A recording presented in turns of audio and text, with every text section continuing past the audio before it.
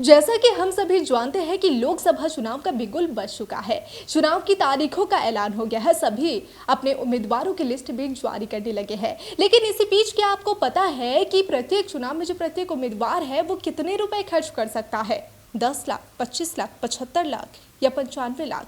क्या आपको पता है कि पिछले बार के संसदीय चुनाव की तुलना में अब 389 गुना ज्यादा खर्च अब इस बार के लोकसभा चुनाव में कर सकता है? आखिर क्या है वो खर्च? अलग अलग पार्टी, अलग अलग जो राज्य है वहां पर अलग अलग खर्च कर सकता है। चुनाव आयोग ने लोकसभा चुनाव 2024 के शंखनाद के साथ ही यह भी तय कर दिया है कि कोई भी उम्मीदवार चुनाव प्रचार में कितना खर्च कर सकता है। खर्च की यह सीमा 10 या 20 लाख नहीं बल्कि इससे कहीं ज्यादा है और पहले संसदीय चुनाव के मुकाबले तो 389 गुना है।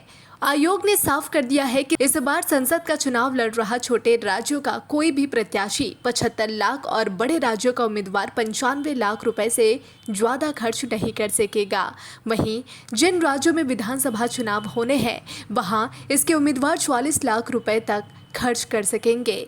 इसमें चाय पानी के खर्च से लेकर बैठकों, जुलूसों, रैलियों, विज्ञापनों, पोस्टर, बैनर और वाहनों का खर्च भी शामिल होता है। दरअसल चुनाव के दौरान निष्पक्षता कायम रखने के लिए चुनाव आयोग हर उम्मीदवार के लिए चुनाव के दौरान खर्च की अधिकतम सीमा तय कर देता है।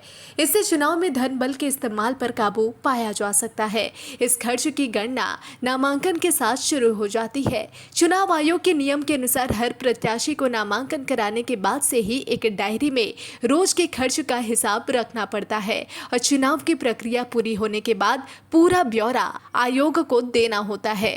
अंग्रेजों की गुलामी से मुक्ति मिलने के बाद देश में पहली बार साल 1951 में संसदीय चुनाव हुए थे। तब प्रत्याशियों के लिए चुनाव खर्च की अधिकतम सीमा 25,000 रुपए तय की गई थी। इसके बाद अगले 4 संसदीय चुनावों यानी साल 1967 में हुए आम चुनाव तक खर्च की अधिकतम सीमा 25,000 रुपए ही रही। साल 1971 में लोकसभा चुनाव के लिए खर्च की सीमा को बढ़ाकर 35,000 रुपए कर दिया गया। यह सीमा साल 1977 तक ही बरकरार रही। इसके बाद समय समय पर जरूरत के हिसाब से खर्चे की सीमा में बढ़ोतरी की जाती रही। इस बढ़ोतरी के कारण साल 2004 में हुए लोकसभा चुनाव के दौरान खर्च की अधिकतम सीमा 25 लाख रुपए तक पहुंच गई थी, जो 2009 के चुनाव में भी बरकरार रही। 23 फरवरी 2011 को निर्वाचन आयोग ने अधिसूचना जारी कर अलग अलग राज्यों के लिए लोकसभा चुनाव खर्च की सीमा 22 लाख रुपए से 40 लाख रुपए तक तय की थी। 2014 के लोकसभा चुनाव से पहले खर्च की सीमा को अलग अलग राज्यों के लिए 54 लाख रुपए से 70 लाख रुपए तक किया गया था। 2019 के चुनाव में भी यह सीमा बरकरार रही। इसके बाद चुनाव खर्च की सीमा की समीक्षा करने के लिए निर्वाचन आयोग ने 2020 में एक कमेटी बनाई थी। उसकी रिपोर्ट के आधार पर इस बार चुनाव खर्च की अधिकतम सीमा को पिछले चुनाव की अधिकतम सीमा 70 लाख रुपए से बढ़ाकर 95 लाख रुपए किया गया है। चुनाव खर्च की सीमा तय करने के लिए मुद्रास्फीति सूचकांक का सहारा लिया जाता है। इससे देखा जाता है कि बीते वर्षों में सेवाओं और वस्तुओं के मूल्य में कितनी वृद्धि हुई है। इसके बाद निर्वाचन आयोग राज्यों की कुल आबादी और मतदाताओं की संख्या के हिसाब से चुनाव खर्च की अधिकतम सीमाएं तय कर सकता है। इसलिए छोटे राज्यों के उम्मीदवारों के लिए चुनाव खर्च की अधिकतम सीमा कम होती है और बड़े राज्यों के लिए यह सीमा अधिक होती है। एक अनुमान के मुताबिक पिछले 20 सालों में ही आम चुनाव के दौरान अधिकतम खर्च की सीमा 4 गुना तक बढ़ चुकी है। चुनाव लड़ रहा कोई भी प्रत्याशी मनमाने ढंग से किसी भी सेवा या वस्तु की कीमत नहीं दर्शा सकता। इसके लिए भी निर्वाचन आयोग न्यूनतम दरें तय करता है।